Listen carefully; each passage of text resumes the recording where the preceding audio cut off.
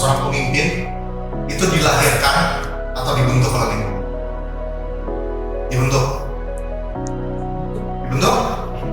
Dibentuk ya, semua ya, setuju ya?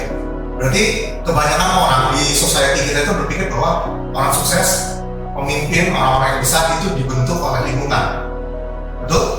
Berarti saya bisa bilang siapapun yang dilahirkan dimanapun, kapanpun punya kesempatan yang sama menjadi seorang yang sukses apabila lingkungannya tepat. Betul nggak? Betul. Betul? Oke, sekarang saya kasih sebuah ilustrasi cerita ya. Anggap aja ada sebuah keluarga. Nah ini punya dua anak, Ani sama Budi. Anggaplah begitu. Nah Ani ini kakaknya, Budi ini adiknya. Nah ayah mereka itu kerjanya sebagai pencuri.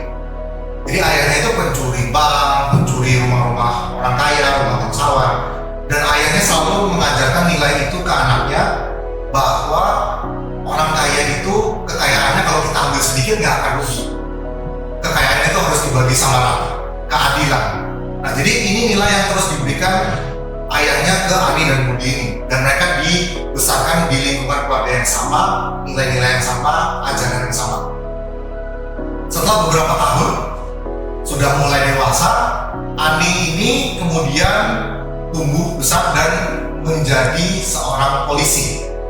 Kenapa? Karena dia berpikiran bahwa ia tidak ingin menjadi seperti ayahnya dan dia merasa mencuri itu merugikan orang banyak.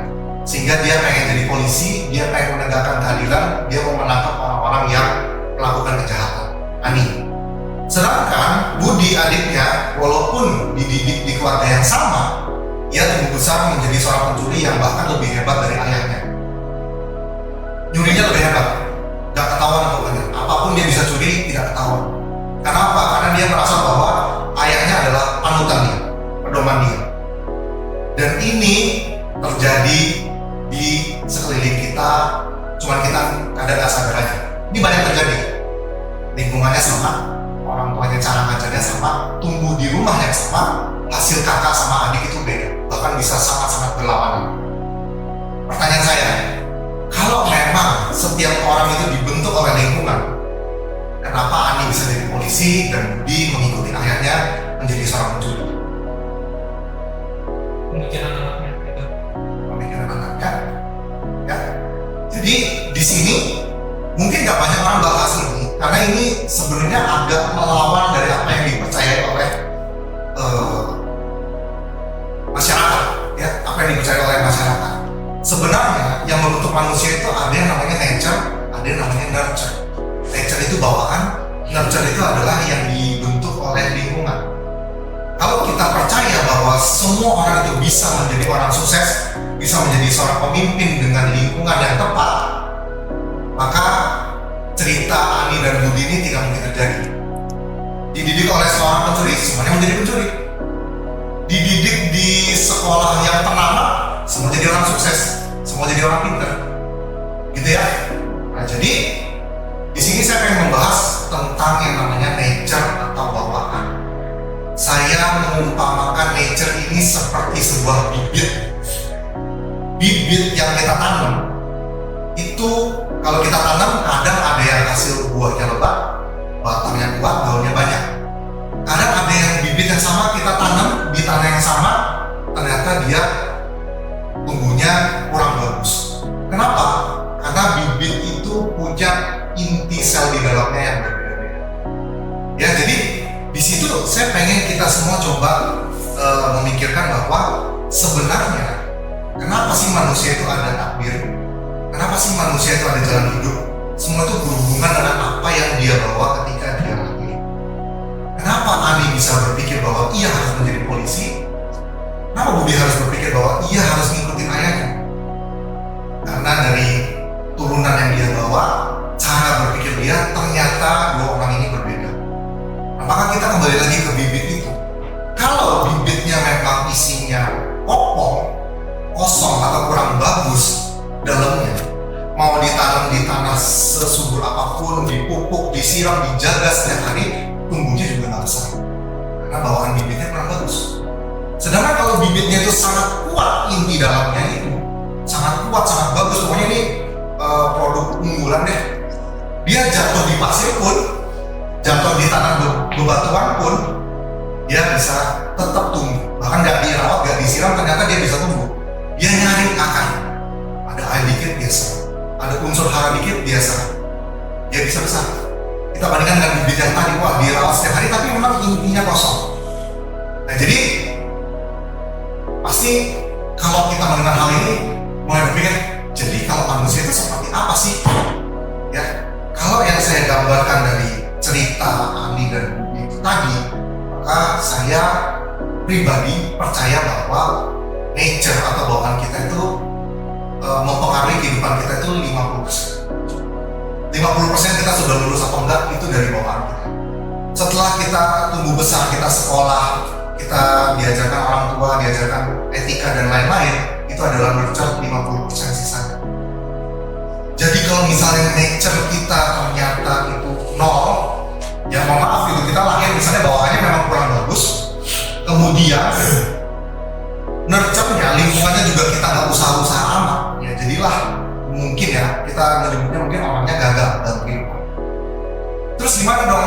Ya jadi kita harus bagaimana dong? Kan yang namanya bawaan ini sudah tidak bisa kita atur. Ya kita mau lahir di keluarga mana, mau lahir jadi siapa, sifatnya apa, kan kita nggak bisa atur, nggak bisa request ya.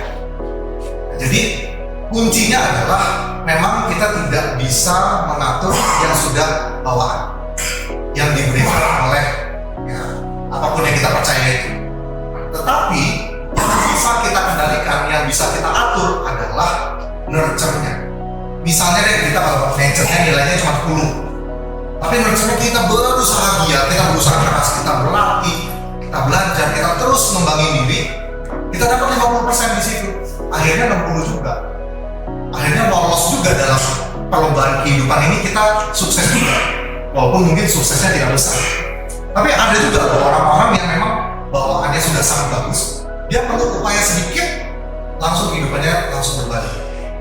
Dan itu benar-benar memang terjadi di sekitar kita. Gak semua orang memiliki takdir jalan hidup yang sama.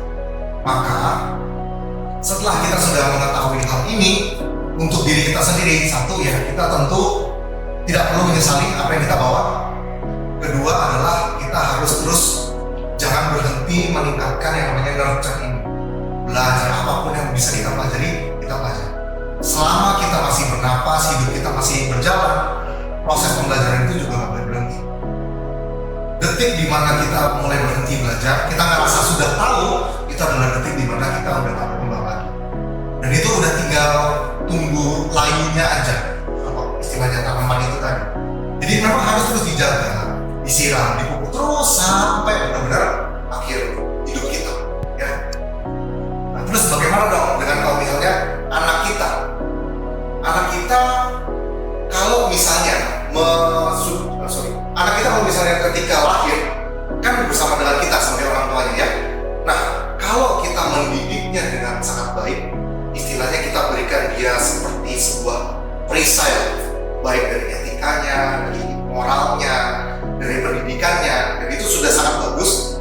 Ketika dia memasuki lingkungan yang kurang baik, dia akan dengan sendirinya bersinar di situ dan dia akan keluar dari lingkungan itu. Ya, itu yang terjadi. Maka kita sebagai orang tua, kita harus pembekalan awal itu paling penting. Gak boleh dilewatkan, gak boleh dianggap enteng. Nanti juga diajarin di sekolah, belum tentu. Ya jadi peranan orang tua, apa yang diajarkan orang tua itu adalah langkah awal. Ibarat itu nature-nya kita perbaiki dulu, baru nanti ketemu lingkungan yang bagaimanapun, anak ini akan bisa menilai dengan sendirinya. Nah, sedangkan kalau misalnya dari awal kita nggak kasih perisai, kita asal lihat, yang penting kasih makan, tumbuh besar.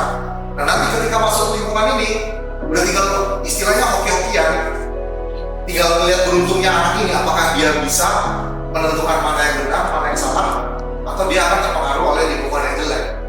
Nah itu bagi saya, kenapa bisa seperti itu, semua terletak di orang tuanya. Ya, jadi kalau kita sudah tahu nature itu 50%, nurture itu 50%, dua-duanya ini sangat penting. Dan kabar baiknya adalah genetik atau DNA itu bisa diubah. Ya, jadi kalau kita lihat genetik ayahnya, genetik ibunya punya anak, pasti kedua